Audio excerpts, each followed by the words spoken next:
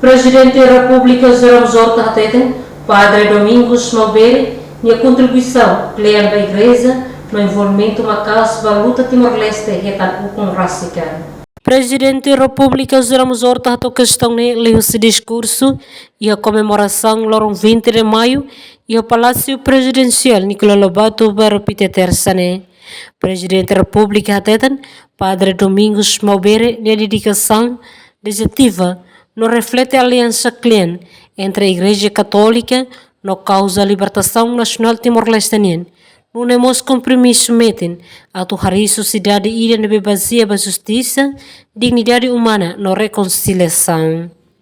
Presidente da República Padre halo denúncia, halo exigência, onde se na bela e lian nianaran, onde russo intervenção do Presidente da República no governo atau hakman Timor Wan Barak Tebes de Behassoro Kiak, malnutrição, inclusão social, não falta oportunidade e amores.